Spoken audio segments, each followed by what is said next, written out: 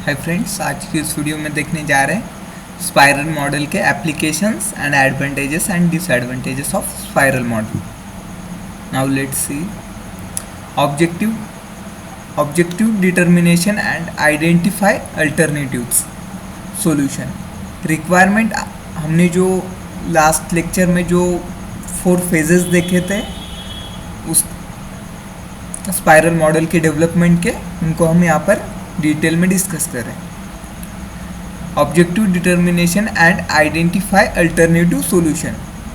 Requirement are gathered from the customer and the objective are identified. मतलब customer developers को उसकी requirement बताता है और जो भी डेवलपर है वो उसके ऑब्जेक्टिव के थ्रू उसको मतलब रिक्वायरमेंट को एनालाइज करके आइडेंटिफाई करने की कोशिश करते।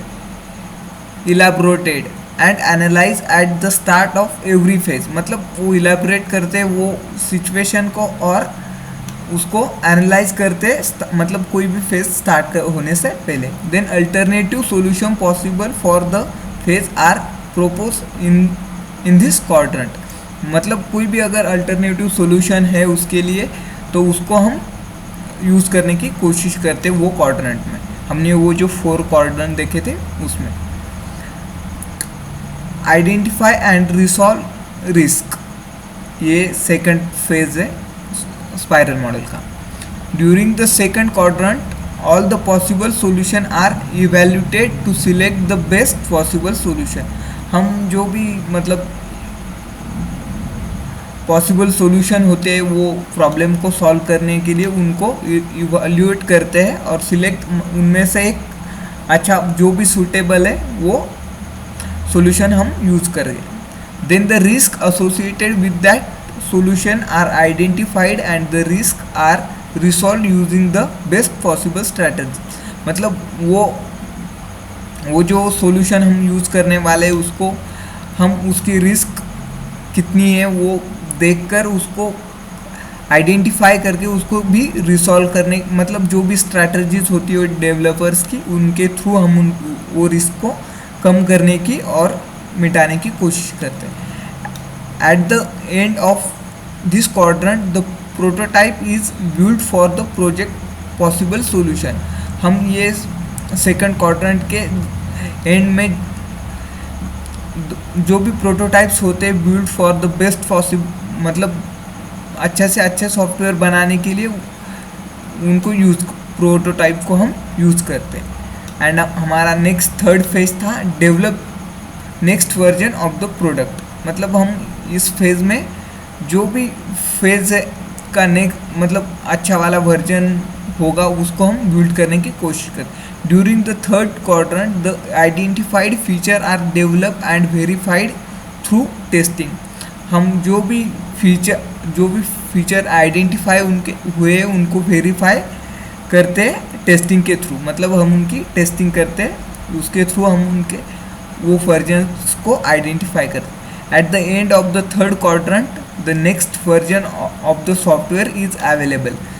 जब थर्ड क्वाड्रेंट एंड होने को जाता है तब next version of the software का नेक्स्ट वर्जन जो है वो अवेलेबल हो जाता है। Review and plan for the next phase, ये जो 4th वाले क्वाड्रेंट में ये फेज है। In the 4th quadrant the customer evaluate the so far developed version for the software. In the end planning for the next phase is started. मतलब planning for the next phase is started. and some advantages and disadvantages are here of spiral model. First we are going to see advantages of spiral model. पहला जो advantage है वो है risk handling. The project with many unknown risk that occur at the development process. मतलब जो भी हमको कोई भी काम करने से पहले कुछ अननोन रिस्क जो होती है वो काम की वो हमको मालूम नहीं होती, वो जब हम वो प्रोजेक्ट को स्टार्ट करते हैं तब वो आगे आ जाती है। मतलब हमें दिखने लगती है कि ये भी दिक्कतें यहाँ पर हो सकती है like this. In that case, spiral model is the best development model follow due to the risk analysis. मतलब ये स्पाइरल मॉडल में हम रिस्क एनालिसिस करते, उसके थ्रू हमको ये जो अननोन रिस्क है वो ऑकर होने मतलब जब ऑकर हो जाती है तो हमको पता चलता है ये रिस्क एनालिसिस में।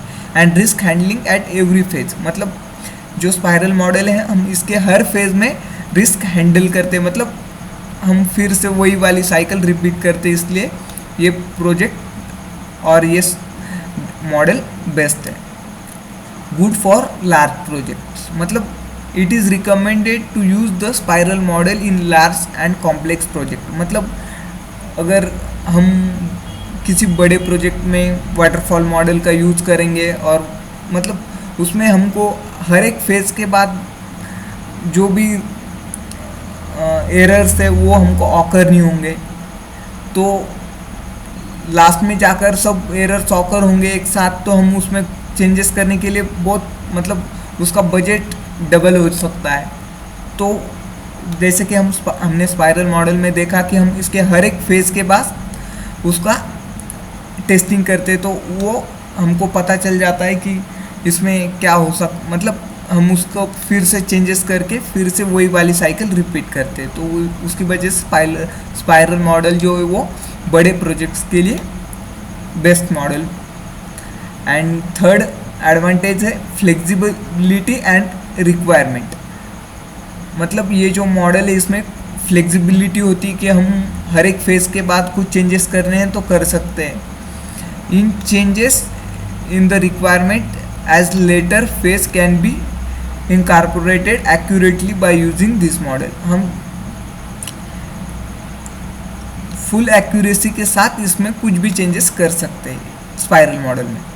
कस्टमर सेटिस्फैक्शन, ये जो स्पाइरल मॉडल है इसमें कस्टमर सेटिस्फैक्शन होता है। Customer can see the development of the product at the early phase, मतलब जब भी जल्दी हम प्रोजेक्ट स्टार्ट करते तब भी कस्टमर सॉफ्टवेयर की डेवलपमेंट देख सकता है। लाइक अदर मॉडल्स में जब पूरा प्रोजेक्ट कंप्लीट हो जाता है तभी हम जो भी कस्टमर है उसको जब प्रोडक्ट डिलीवर करते हैं तब बताते हैं। स्पाइरल मॉडल में वैसा नहीं है, हर एक फेज के बाद कस्टमर क्या क्या डेवलपमेंट हुआ है वो देख सकता है। They habituated with the system by using it before completion of the total product, मतलब पूरा सॉफ्टवेयर बनने से पहले ही कस्टमर को सब फेजेस में हम इंफॉर्मेशन देते हैं कि ये फेज़ में ये हो रहा है, इसमें ये चेंजेस है, अगर आपको इसमें कुछ चेंजेस करवाने हैं तो वो भी कस्टमर के थ्रू हम उनका भी कुछ फीडबैक लेकर उसमें चेंजेस करते हैं। एंड जैसे कि हर चीज़ के कुछ एडवांटेजेस होते हैं उसके कुछ डिसएडवांटेजेस भी होते हैं। Like this spiral model also having some disadvantages. First we are going to see complex. The spiral model is much more complex than other SDLCs. ये जो स्पाइरल मॉडल है वो अदर सॉफ्टवेयर डेवलपमेंट मॉडल से कुछ complex है। And second one is expensive. Spiral model is not suitable for small project as it is expensive. मतलब हम हर एक फेज के बाद मतलब एक साइकिल के बाद जब कस्टमर को डमी प्रोडक्ट बनाकर दिखाएंगे तो उसका थोड़ा बजट और एक्सपेंसेस बढ़ जाते हैं, तो वो स्मॉल प्रोजेक्ट के लिए मतलब स्मॉल प्रोजेक्ट में हम हर बार हमको कोई भी छोटा प्रोजेक्ट है तो उसमें हर छोटे से छोटे फेज में डमी प्रोडक्ट बनाने में एक्सपेंसेस यूज़ नहीं करने चाहिए लाइक दिस। अगर बड़ा प्रोजेक्ट है तो उसमें ये मॉडल अच्छा है। And third one is too much dependability on risk analysis. मतलब the successful completion of the project is every much dependent on risk analysis। मतलब ये जो मॉडल है ये बहुत ज़्यादा डिपेंड है रिस्क एनालिसिस पर। Without every highly experience expert it is going to be a failure to develop a project using this model. अगर हमारे पास जो टीम है डेवलपमेंट की वो अगर वेल एक्सपीरियंस और स्किल नहीं है तो ये प्रोजेक्ट फेल्यूर का भी रीज़न बन सकता है। And fourth one is difficult in time management. मतलब ये जो मॉडल है इसमें टाइम मैनेजमेंट करना थोड़ा डिफ़िकल्ट हो जाता है, क्योंकि इसमें हम अगर कस्टमर को कुछ भी चीज़ पसंद नहीं आई तो उसमें हम फिर से चेंजेस करते, तो हम पहले बता नहीं सकते ना कि कस्टमर को कब क्या चाहिए। मतलब हम सब वो कस्टमर पर डिपेंड करता है, उसकी वजह से भी ये इस स्पाइरल मॉडल का टाइम मैनेजमेंट नहीं हो पाता है।